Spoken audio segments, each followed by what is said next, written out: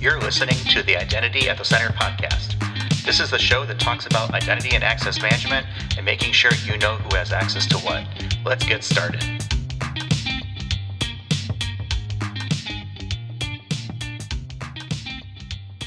Welcome to the Identity at the Center podcast. I'm Jeff, and that's Jim. Hey, Jim. Hey, Jeff. How are you? Not so bad yourself. What are you smiling at? I was thinking about just saying, "Good day, Jeff. How are you?" Why would you do that? I don't know, but it made me laugh just the thought of doing it. Your brain is a wonderful and mysterious place sometimes. I was wondering, what do you think of my background? I mean, it looks like I moved into Ron Burgundy's office. You know, I have many leather-bound books, and it smells of rich mahogany in here. A lot of curios and trinkets that are of import. I see you are taking full advantage of the green screen that you have purchased and lighting and so forth. Yes, that is for another project that we will be working on here. Well, that's what I think we should mention, right? This has been our audio-only podcast, so my investment in a green screen and expensive lighting and a camera, it's a little bit overkill for an audio podcast, but we've got a big announcement, a big thing coming up here. Maybe it's not the big announcement yet, right? But I'll let you kind of describe to our audience what we are doing. Yeah, so let's get into this just real quickly. So today is December 1st when we're recording this. This is going to go live on Monday, December 6th. And what we're looking at doing is we're probably going to start this Friday. So too late if you're listening to this and you don't catch us on Twitter, but follow us on Twitter. But we're going to start to do a live show every week. We're shooting right now for probably mostly Friday mornings. We might shift it around a little bit just kind of based on our schedules. But the idea is that we would tweet out something, say, hey, we're going to go live and spend like 15 minutes, super quick, something that we can do a little more current, have more interaction with kind of people who are listening, questions, whatever we think is interesting for the week from an identity perspective. Maybe it's even just talking about our weeks as identity consultants, kind of the challenges that we might have come up and maybe give us some inspiration for others who might be listening. But yeah, the goal is to do a live show weekly. And we'll see how that goes. A little bit scary, a little bit daunting, but yeah, that's the plan. So I guess keep an eye on our Twitter for that. And that Twitter is at IDAC Podcast. That's probably where we'll announce it. Yeah, that's where we'll announce it. But I mean, the place people will go to watch the live stream is going to be YouTube. There'll be an option there to subscribe and notify. So it'll be one of those annoying, YouTube podcasts where they're like, smash that like button, comment, subscribe, and click notify. But that's how people know that we're actually doing an episode. But at the same time, if they miss the stream, they can watch it later. But if they are able to actually join the live stream, they can ask questions, and we can drag those questions onto the screen and kind of treat it like a Q&A. I think, at least from my perspective, my goal would be, block out the half hour or block out the time for the show, but then block out extra time so that if we do run long, we can keep going. Yeah, I think there's always a potential for it. I think, yeah, it'll be interesting. But yeah, I'm glad you mentioned YouTube because I totally forgot. I was like, well, where do you go for this? It'll be our YouTube channel that we've got set up. I even have a snazzy URL. It'll be idac.live. If you type that in, that should take you right to our YouTube channel. But yeah, once we work through the details here, I guess keep an eye on Twitter, which is where we'll announce it. And then you click the link, and that should theoretically, if it works as the internet intended, it should take you right into the live show. And hopefully we'll see folks there and kind of interact with us. It's kind of a soft launch. I don't think we're making too big of a deal out of it at this point. But yeah, we hope to see people there. And yeah, it will be archived on the YouTube channel, so people can kind of check that out once they're ready. So enough shameless promotion. Why don't we get to our topic for today? What we're going to talk about today is really the concept of identity proofing. And I can think of no better person than our friend Armin Ebrahimi. He is the head of distributed identity at Ping Identity, who's going to join us for this conversation and kind of help us navigate what does this mean. So welcome to the show, Armin. Thank you, Jeff. It's nice to be here. Thank you so much for joining us. I know we're getting into the holiday crunch here, so I appreciate you spending some time with us. This is the first time you've been with us on the show. We're up at, let's see, this will be episode 127, I believe. And this being the first time here, we always like to find out the kind of the background of the guests we have, kind of your identity origin story. And I'm just curious, how did you get into the identity space? Is it something that you chose, or did it choose you? My experience with identity goes back to the early 2000s. I was at Yahoo from 98 to 2008. And the last 4 years I was there, I was head of platform engineering at Yahoo. And one of the teams that I managed, our biggest teams was identity for both the consumers as well as some of the premium services that we had. And that's how I got introduced to it. We had about 1 billion users at the time, 500 million registered users, 500 million unregistered users. And this is the early 2000s. This is when Yahoo was the destination. And by that, we were also the target. And technologies were not as advanced as they are now. And fraud was very prevalent. So that's how I got introduced to it, just really working on the platform at Yahoo. And then I left Yahoo in 2008. I did a different startup, different space. But it was around 2014 where I started looking at just new emerging technologies. Mobile phones, as prevalent as they are today in 2021, 2014, they were becoming prevalent, right? I mean, it's been a very fast progression over the past decade and a half. But I started looking at that and thinking there's a lot of power in that. And there's other opportunities beyond that. And also started looking at blockchain just as a technology. I was just curious, learning about it. And in 2015, I started a company called Showcard, really combining the power of the mobile device, which is really the core, that compute power that you have on a mobile device, combined with what we could do using blockchain to create the whole concept of decentralized identity or distributed identity as it is.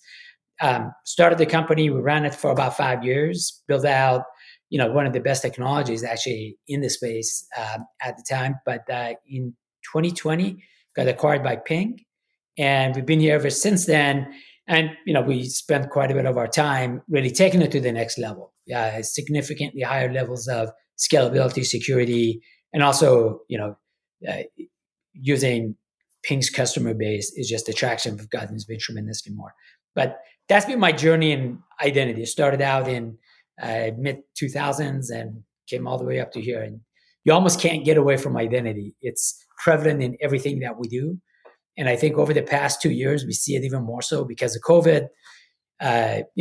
People do more and more things remote, and it's becoming even more important to really understand identity of people, be it for our own personal use or workforce or whatever that it is. So you just can't get away from it. And now you're the head of distributed identity at Ping Identity. I think of distributed identity and I can think of a couple different scenarios, right? Either multiple personalities, the Hydra with a bunch of different heads, I guess. Right. What does that actually mean?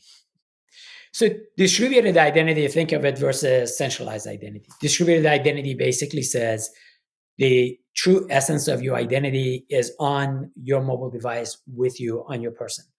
The way we have identity today, at the end of the day, be it through federation or any other form of authentication that takes place, somebody has your usernames and passwords in a central database. So all forms of identity today are, generally speaking, centralized identities.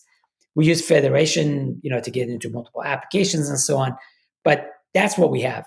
Distributed identity says your identity is on your mobile device. Typically, certainly with what we do, we get rid of usernames and passwords because there's no central authority to go check that with, but we use private keys and cryptography to be able to identify you and say, you register with this ID, you come back with that same ID, just using, signatures and verifications, we can identify you again. And there could be other attributes about you, including verification of your identity, driver license, biometrics, whatever else. All of that is on your phone. But I have my identity on my phone. You have it on your phone. Somebody else has it on theirs. Hence the name distributed, because it's been distributed on all these independent devices rather than being a central database. I think we keep seeing distributed identity talked about so much in the industry.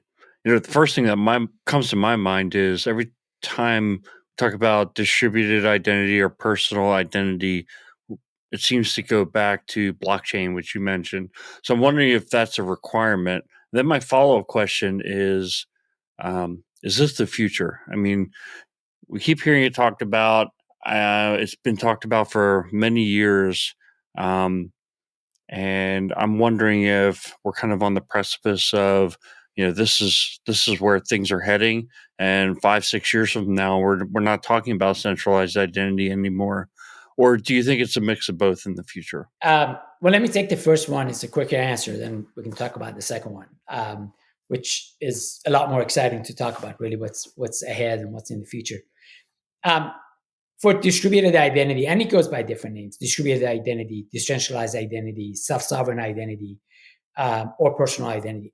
But they all refer to the same concept. And the idea behind that is having a digital wallet, your identity is within it, and a very common mechanism for how these are implemented or architected is using blockchain.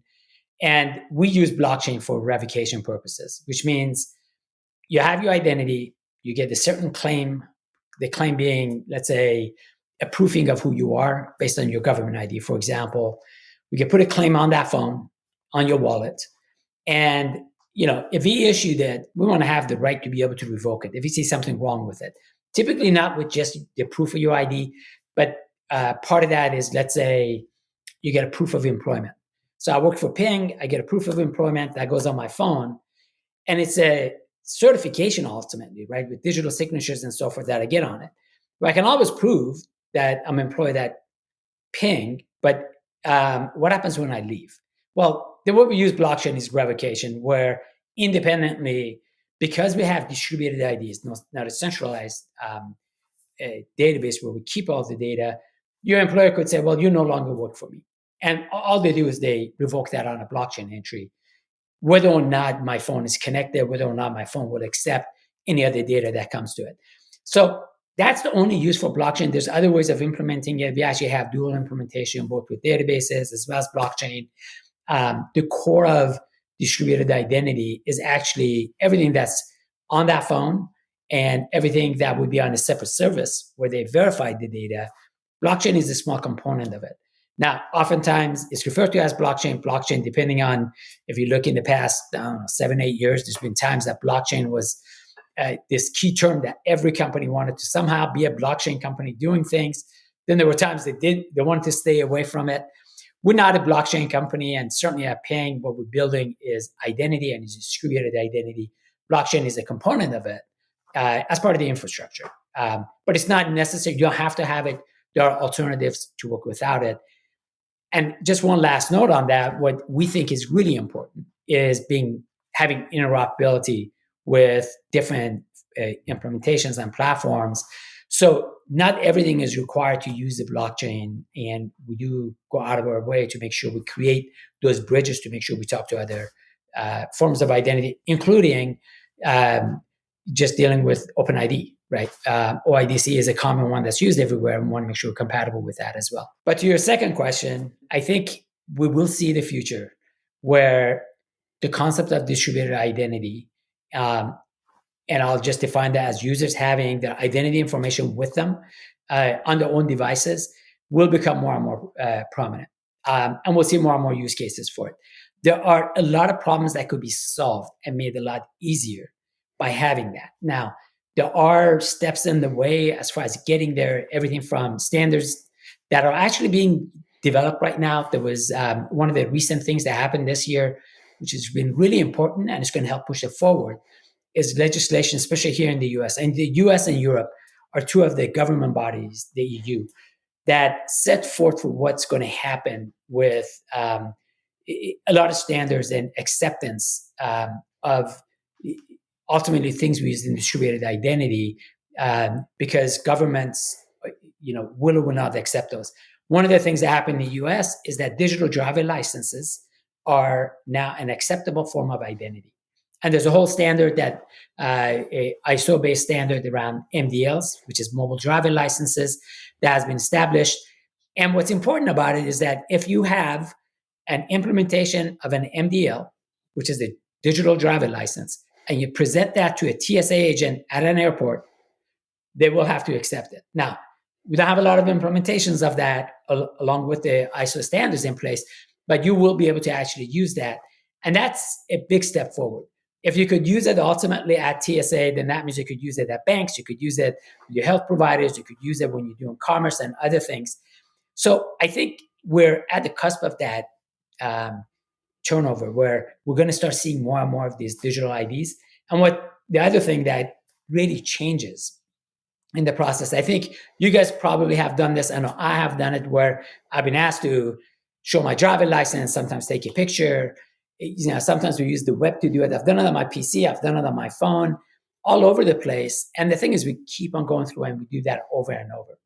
And I think one of the things we start seeing is, look, if you got my ID and you verified it, I shouldn't have to keep finding my plastic, pull it out, keep taking a picture of it, and go through the process and so on. So the process is going to get streamlined a lot more so as well. And once we have that ID proofing, and I think ID proofing is the foundation for these digital wallets. Once we have ID proofing in place, we're going to start seeing these other credentials coming in. And we're seeing some of that already with our customers, but certainly it's not widespread. It's still in its early stages. But I think we're going to see that going more and more so as we go in the future.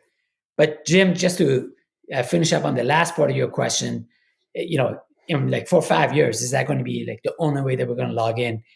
I think old habits are hard to die, and they're going to stay on. So I think we're going to have usernames and passwords for a long time, and it'll be some form of hybrid.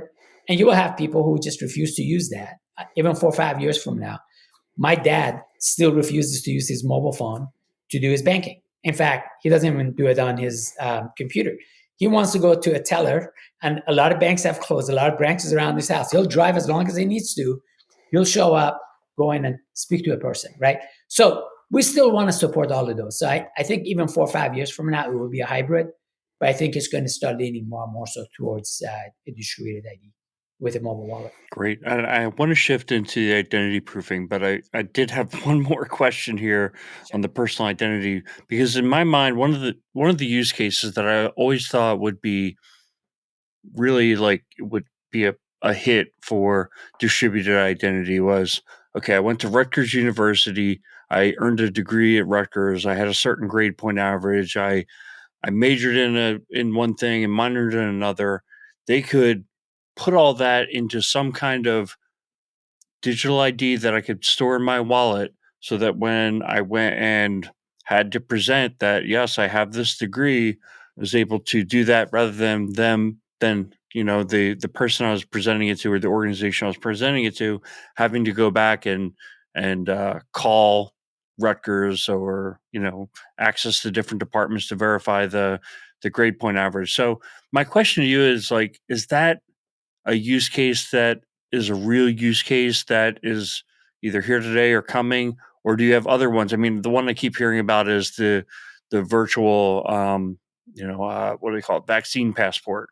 And not to get into the politics of whether or not that's a good thing to have, right? That seems to be a very real here today use case. I mean, both use cases you described are real. I think we may be a little bit further away from having university certificates of, you graduated, here's your GPA and so on, just because you need to have large enough participation of those for it to really become useful. The technology is there. We're seeing those use cases in smaller ecosystems. A lot of those are around either companies that have a lot of other supporting companies, contractors, and so forth that provide services for them. They have to go through training. They get certified with that, being able to show that certification in real time and not having to go through a separate process of verification, calling someone, and so on. Hospitals is actually another big area where you have a lot of physicians and nurses. I did not know this until I started working with them, but a lot of the physicians and nurses work in more than one hospital, even though their primary employment may be with one particular hospital, but they need to be able to show their credentials, their training, updated training certificates when they go to other facilities. Those are smaller ecosystems, more contained, and easier to deploy such solutions. So we're definitely seeing them in those situations. The one that's probably going to become more and more streamlined and more common is around COVID vaccination. And a COVID vaccination is no different than any other form of certification you might get, like education certifications you were talking about, Jim. But COVID vaccinations, especially as some of the regulatory requirements are going in, again, I'll stay away from the politics of it. But there are workforces, and we have customers in our workforces that have simply said, look, for our workforce to come in person, they have to be able to show proof of vaccination or a negative test. They want to see that. We used to have trouble just getting the data. A lot of states have actually participated in digital copies of these vaccination proofs. But what's been lacking in it, and the way that we do it here at Ping, and we'll be rolling out an updated version for that, is to be able to have your proof of COVID in a wallet that you could digitally represent in both a SIAM as well as a workforce use case. So, I'm in the state of California, and the state of California has given me a proof of vaccination, and I have a QR code. I saved it as an image. It's in my rolls of pictures, and every time I gotta look for it, I'm in there like spinning through trying to find it because, and they recommend that. They say, hey, take a screenshot of this. That's your proof. What we do is we create it as part of the SAM use case, but it is a proof that comes in. And by the way, to your earlier question, a proof of vaccination, it uses the FHIR standard. So there's a standard as to what the format itself is. It's digitally signed. The public key used to verify that signature is out of a list that's been published. These are the trusted providers that can actually issue this. They do not use a blockchain.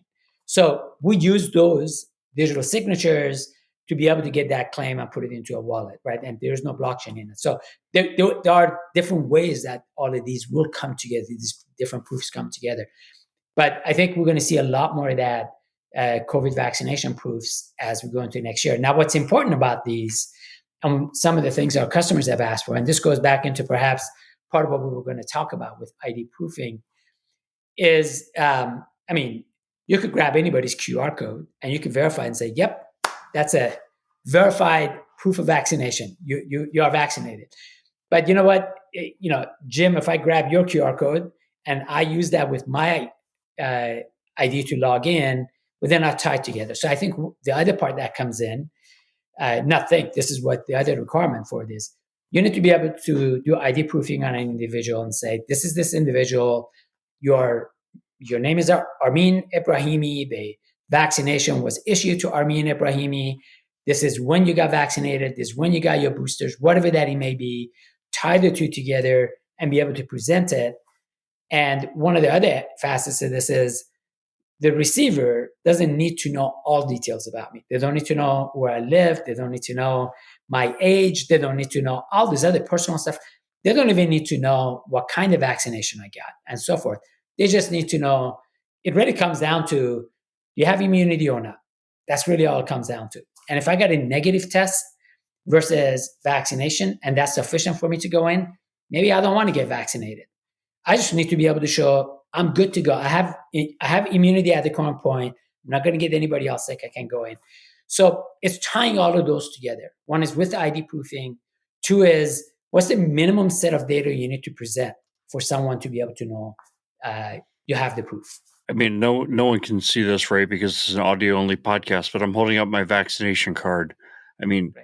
Piece of paper, obviously it's a heavier stock than normal paper.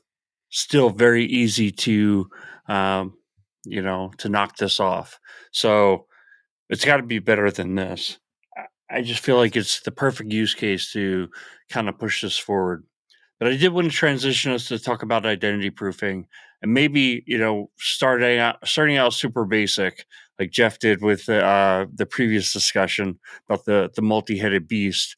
Maybe we could just start with, what is identity proofing? How would you define that? So identity proofing, and the most basic form of identity proofing, as is today, is being able to identify someone through a government-issued identification card, typically a driver license or a passport or a government ID.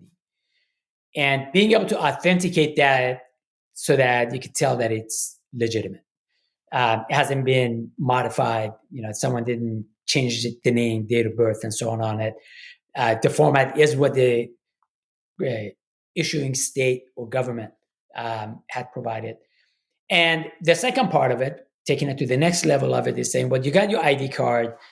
Is the person presenting that the same person that's identified on that card? And that's being able to take a picture of the person and comparing that with the picture that's on the driver license. A lot of things can go wrong with what I just said. But at a high level, it's tying real-time biometrics of a person to biometrics that's on a identification card and verifying the identification card, because ultimately the issuing government, be it the state or federal government, they are the ones who've authenticated the identity of that person. So we're using that information to be able to come back and say, yep, this is Jim McDonald, and we can tell that's Jim, right? That's really the essence of identity proofing. So Armin, like I've done some of these processes online. I can't even remember exactly where it was, but it's like you take a selfie, you take a picture of your ID. Somehow the computer system can tell that the selfie and the ID are the same person. That's kind of the identity proofing. But you can tell that the way I'm describing it is like I haven't done it recently and I'm not doing it all the time. So I'm wondering, is it like, why is that the case? Who should be using this? Because to me, it seems like a fantastic way to be able to not only verify an identity now, but also in the future. So, what are the primary use cases where it's actually being used today? Are there certain industries that are more interested in this technology? And where do you see it going? Do you see it becoming more commonplace in the future? I mean, what you described is the correct process, right? You got the person and the ID card, you match them together, you say, hey, this is that individual. We see the use case, a lot of the need in this use case is really in the consumer use case, where we have seen the greatest number of adoption with our customers has really been the financial sector. And financial sector is you're going to sign up new customers. There is regulation around know your customer, which means you open up a bank account, you have to be able to identify yourself. Now, those, and it's also commonly referred to as KYC. The regulation around that was really built and defined after 9/11. That's 2001. So it's somewhat dated. And you can go to a bank and just to follow regulation, you just have to type in the information, which means if I know somebody else's information, I can probably open up a bank account in their name and no one would be able to tell. And they have followed regulation.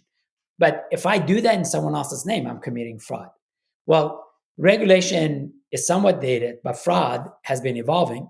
And especially over the past 2 years, digital fraud, online fraud has picked up substantially more because you no longer have branches and stuff to go to, and people don't want to go to it.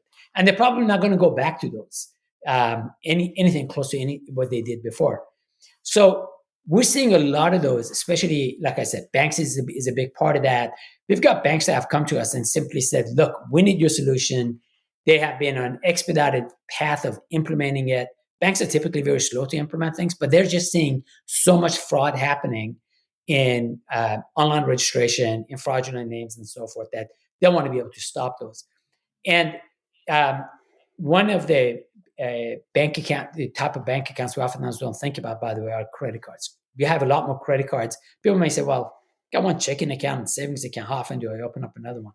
But you will open up a lot more credit card accounts, and each one of those is a separate bank account. The other area that we're seeing this is also within the health vertical. And health vertical, their HIPAA requirements are actually more stringent than KYC requirements. Knowing who individuals are, telehealth has picked up quite a bit as compared to what it was before. Telehealth, telemedicine, doing things with people where you just don't see them. Identifying people becomes a lot more important. Fraud takes place there. Sometime back, I remember reading that the value of a hijacked medical record is, multiple folds more than someone's bank account information. It just is, and I don't know all the details in it, but not only is it a privacy issue, but it's also you could do a lot of damage with health data that you just want to be able to protect. So in those two verticals, we're seeing a lot of adoption. A lot of that has to do with new users. In the workforce, it's been picking up more so too. So I've got a lot of customers that are saying, look, we're hiring people that we never see. By the way, we've been doing that at Ping too ever since COVID. I mean, we've been hiring people just all over the country. I've never seen a lot of the new employees that I've hired, right? But that has become more and more common. But what happens is you hire someone and IT ships them the equipment and so on. They want to make sure it's the right person who gets that, like that laptop, sets up the laptop, logs into it. Identifying that initial step. Because once you break into the door, then the doors are open, you could do a lot of damage. But if you could control that entry, right? Like that laptop going to the right person and making sure that right person gets the laptop, the provisioning authentication is done right with them, then you have significantly reduced fraud that happens afterwards. So we have customers that say, look, we just need to know who they are and that they are the individual that they claim to be, because we don't actually get to see them. They don't come to work within a VPN environment, protected environment where we know who they are. So I think those three use cases are the ones that we're seeing perhaps the greatest adoption right now. There are other verticals that we're seeing it, telcos, especially buying phones where you don't go to the branch, because oftentimes ID proofing happens at the branch, the branch where you go and you get your phone. Other verticals like e-commerce is actually another one. But I would say finance, health, and workforce are probably the three most common ones where we're seeing a lot of demand growing for. I think this is such an interesting area in that it seems like the primary mode of proofing an identity is the picture on the identity and then the person's face. So it's like facial recognition, and tying that to a two-dimensional picture. There must be a lot of science that goes into that, because think about it. I mean, we change how we look from year to year, especially, younger people, their faces are changing. Right. Plus you could get plastic surgery, you could grow a beard, do all kinds of things. And I'm always interested to know, like, this must be kind of a hard problem to solve. So we use third-party services for facial recognition. Well, not so much facial recognition, that's easier to do, but facial comparison. It is becoming more and more of a commodity, and technology and algorithms around that has gotten a lot better. But it's better than what you and I would do, looking at, I could show you older pictures of me. You're like, you got to be kidding me. That's you. Especially when I had my beard. I've got a picture with my head all shaven. You would not recognize that as me. But the thing is, computers are able to actually identify people based on really what your face is, then the features on your face, that they draw, basically the points on your face that draws up the distances and so on. But there's another part of it. When we first started out Showcard, when we're doing this, it was not a problem. Today it's become a much, much bigger problem. When you take that initial picture, right, we use high resolution cameras that's on the phones, and cameras keep getting better. But the thing is, you could take a picture, but you have to be able to ensure this picture of a live person. Two different ways you could do it: active liveness or passive liveness, or server-side liveness check that you do. Active liveness is you ask him to go through gestures, blink your eyes, smile, turn your head, whatever that it is. Well, this used to work really well. Now what's happened is deepfake has come in, and deepfake a few years ago, we got to spend tons of money to do deepfake. Well, even that part's gotten easier, where there's freeware available. They could grab a phone. You could grab somebody's picture. I actually had somebody show me this. It blew my mind away. You could grab somebody else's picture, and you could use deepfake, present that in a high resolution iPad or screen, whatever you got, have the phone pointed to it, and they can go through all those gestures for you, right? But you're doing it on behalf of the other person. That's deepfake, and it's scary. So what used to be very strong in the way that it was just doesn't work. So what we do now is we actually have a lot of technology, and we use, again, third-party services that's really helped being able to do it. And we use more than one service to be able to make sure that as we capture this stuff, we still do some of the active liveness check. We catch, it's the basic form of fraud that may happen, but we make sure that you're taking a picture of a live person. some of that is science fiction. So how can you tell? But if you try to take a picture of a video stream on a 4K TV, high resolution TV, we can actually detect that. And you have to be able to detect that. And the thing I'll add with this is, it's not like, oh, we're done, solve. You're not going to get deep fake being able to interject again. Technologies are improving so much where I think it's an ongoing process for both, right? It's an arms race. We'll keep getting better with the technologies. And as technologies get better, fraudsters get better with it. Biometrics is one of the biggest parts of ID proofing. And being able to capture, and same thing for distributed identity, being able to say, this is me, I've got my mobile phone with me, and trust me, this is all me. A lot of that goes into biometrics. Facial comparison, facial capture is the easiest way to be able to do that and compare that to other sources, such as a driver license. But it's going to be an arms race ongoing as technology keeps on improving. But you're right. It is pretty sophisticated algorithms associated with it and processes that you have to do. And all of that just says, I got the ID proofing. The second part you have to do is tie it into our SIAM use cases and workforce IAM use cases to make it get rid of the friction. Some of the sites that I've used, they ask me for my ID card, which I'm not always comfortable passing. They're like, email me a copy of the front and back of your driver license. I'm like, well, I don't know if I want to email it. It's not secure. And where does it go? How do you keep it? That's one aspect of it. But the second thing is, well, does it have to be my driver license? What if I were to grab somebody else's, right? Because I'm just sending a copy of it. So being able to tie all of these in a process that you can prevent fraud becomes really important. You hit my trigger button when you started saying deepfakes, because I'm fascinated by that whole culture, and I am an unabashed fan of wanting to know more about it purely for the meme purposes. So, that's my interest there. But I think of these things like, okay, at some point, digital identity is going to be represented somehow. And I think of all these different data points that need to be collected to do that identity proofing, right? Today, we're talking about a physical identity that was provided that is then somehow matched up with, this is my phone, which is then somehow matched up with my biometrics and maybe some other, pieces of information. So you basically end up with like this web of trust where you're relying on 2, 3, 4 more, different sources to validate, oh yeah, this is Jeff, and not just Jeff on top of Robert Downey Jr. in an Iron Man scene or something like that, right? Right. Just throwing that out there for an example perspective. It really is interesting how we go this. I'm sure we could go on for hours and hours, but we are running short on time. So what I want to do is kind of bring it up a level, because I know we've been talking quite a bit here on identity proofing, but it wouldn't be an Identity Center episode without getting something silly in. So what I want to ask you today is, and I know you're into martial arts, so what is your favorite martial art, real or imagined? So it doesn't have to be a real thing. You can throw that out there for sure.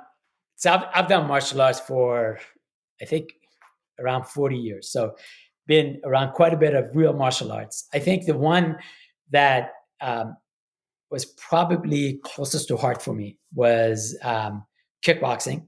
And I got into that in 80s and some during the 90s. It's different than UFC. Well, UFC is mixed martial arts taken into a completely different level. And kickboxing was where I first started out learning Kempo. And with Kempo, then I got into competition. I wanted to do full contact competition because I thought it was more real. The reason I like that one is you're less likely to get permanently damaged. I think with UFC, sometimes I watch the fights, I'm like, they can only fight for like 2 or 3 years. Like how much beating can you take?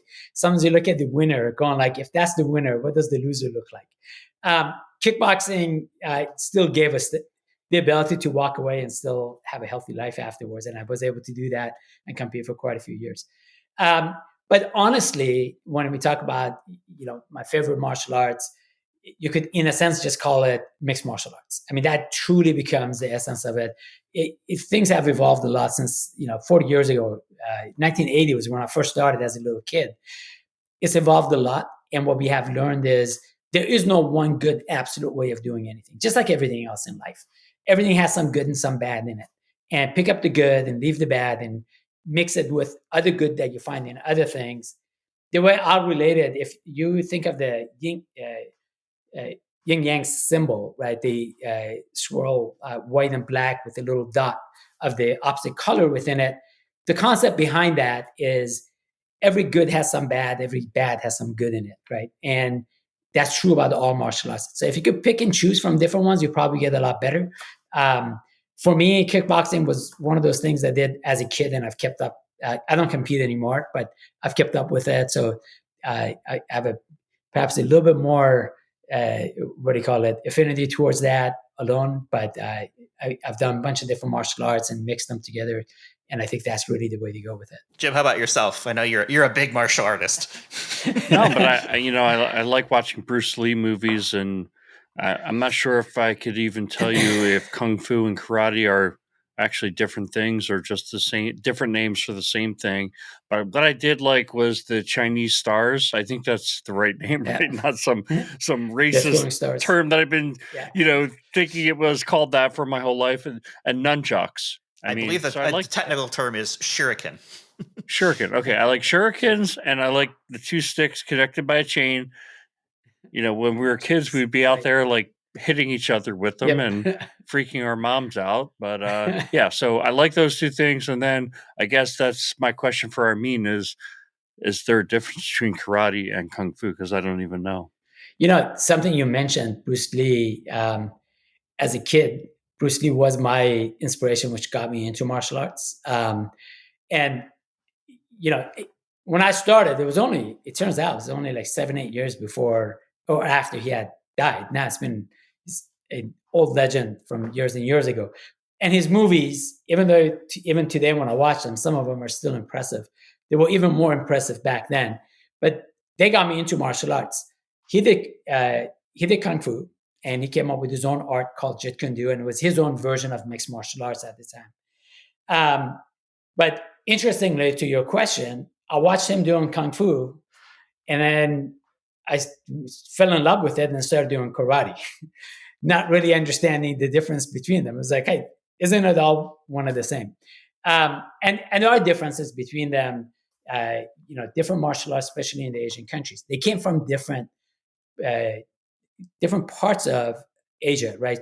China, Japan, Okinawa, Philippines has their own martial arts, and there's just all these different variations of it. And a lot of those are really developed because of the life environments that people lived in, whether it was military, civilian, density, how much open land you had, how you used the martial arts, and so forth. Kung Fu was one of those practiced, in the Shaolin temples. We've probably seen that in different movies, and I've heard that. And it was used as a form of self-defense, and it was used in a lot, especially southern China, where populations were a lot more dense, streets were a lot smaller, so a lot more hand and arm movements, a lot more close-up movements. Then you look at karate, for example, in Japan, or Taekwondo in Korea, and so forth. Especially the Japanese, where it was used a lot more in the military. It was used as a fighting system for attacking, and soldiers go to war, soldiers die. It's a different thing. It's not like you want them to die, but the whole point is, how do you inflict as much pain as possible? So you've got much stronger movements. You have legs because you have more room, jumping kicks and things like that. That wasn't as prevalent in traditional kung fu, which was a lot more close combat. So it's just different based on what tools you used, what environments you were in, and what the purpose was. But the two are very different. Yet at the same time, if you think of it, as I was talking about mixed martial arts today, there's good in both of them, right? I mean, you grab something like Taekwondo, heavy on kicking, right? Korean martial arts. You could call that a form of karate, but it's really Taekwondo. They do a lot of kicking, but those kicking alone is not sufficient for most fights. But go ahead. One last question. Is a ninja a real thing? And is a ninja, because we always say, oh, yeah, that person's a Sal Point ninja, or that person's a something ninja, which means like they're really awesome at that thing. And I'm wondering, is ninja specific to one of the martial arts? And it is a real thing. It was a martial arts. It was so ninjas were paid assassins in Japan. years ago, but the practice and the learning from that has continued on. I don't think it's it's not as common. I haven't seen a ninja martial arts school, but I know people who actually do practice it. I've know them just through reading about them. But ninjas did exist, just as samurais did. I actually had the opportunity to go to Japan and asked our tour guide, who was a Japanese gentleman there, and was asking him about both samurais and ninjas, and they existed. And for samurais, there's a tremendous amount of respect. Samurais, they fought for the emperor. Uh, they were a different breed, selfless breed that basically were all about fighting and honor. Ninjas, different. They were like paid assassin is basically just that, ultimately. That's my understanding of them. I don't know how prevalent they are today. I don't think they're really there today, but the concept is, they wore black. You've seen them wearing masks and so on, and they show up at night, they go attack, do whatever mischief that they got to do, and they get out. They don't get seen, and if they do, because it was a surprise attack, they get their opponents. But that's a ninja. But I think it's one that we've been fascinated with, just the concept of it in different forms. So now you, Jeff, what is yours? And I'm wondering, you phrased the question so specifically around real or imagined. So I'm wondering if there's going to be like space ninjas or something.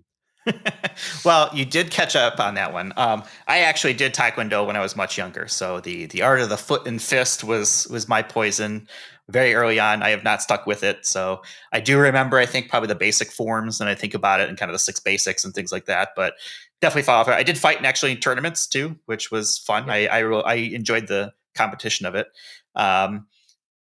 So if we're going to talk real, it's got to be Taekwondo, just because that's what I have an affinity towards. If we're going to talk imagined, you got me thinking here about ninjas and ninjutsu and kind of all. I mean, they're really kind of like stealthy tacticians in this, because it's not all like fighting, right? It's tricks and disguise and distraction, etc. And then I think of John Wick. I think it's the gun kata, where it's like a mix of gunplay plus whatever happens to be out there. So it's somewhere in that area, I think I would say. I'm not exactly sure if I have of a true I think pick. When you say imagined, I think Hollywood is definitely imagined.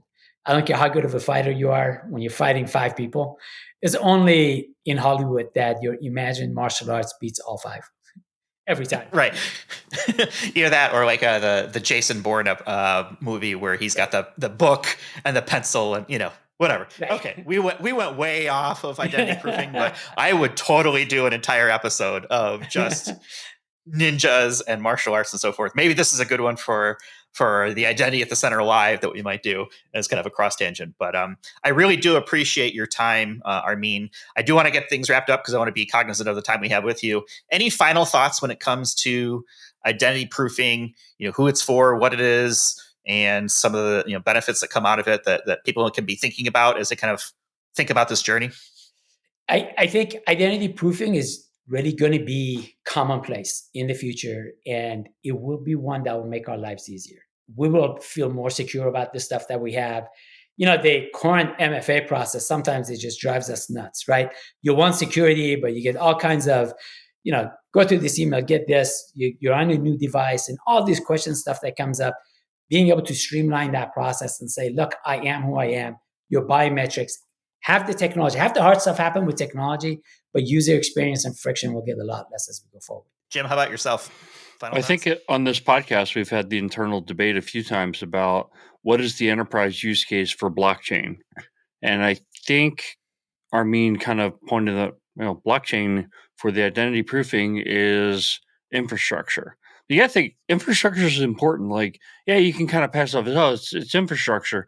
But ultimately, if we said, hey, the way we're going to log into websites is we're just going to put a 6-character password, or we say that's not secure enough, right? So there's some kind of variable that says it's got to be secure enough. So now if we say, okay, now with the identity proofing, there is an enterprise use case, which, Armin kind of talked about shipping the laptop, which you drop it in a box, you send it to somebody with a maybe an email that was sent to their personal email with their password or something like that. Much better way to do that with identity proofing. And now you have blockchain as maybe not the requirement, but the infrastructure that makes us secure. I think we're getting closer to that enterprise use case that we've been looking for. I think it's right there. It's right on the tip of the tongue. Another arrow in the quiver of an identity ninja. How about that? All right. I think that's a good spot. We can go ahead and leave it for this week. Armin, appreciate your time with us. Definitely we'll have a link to your profile on LinkedIn so people can reach out and connect if they have some kind of questions around this. And we'll also have a link to Ping Identity, obviously a well-known player in the authentication space, but they do a lot more that people may not be as familiar with, including this identity proofing space. So interesting to kind of hear your thoughts on this, and looking forward to connecting down the road. So with that, we're going to go ahead and leave it. You can check us out on the web at identityatthecenter.com, and you can follow us on Twitter at IDAC Podcast. And hopefully people will start to check out the live stuff that we'll be doing. And you can find us at the shortcut idac.live is where we're planning on putting that. That'll be our YouTube channel. So with that, we'll go ahead and leave it. Thank you all, and we'll talk with everyone in the next one.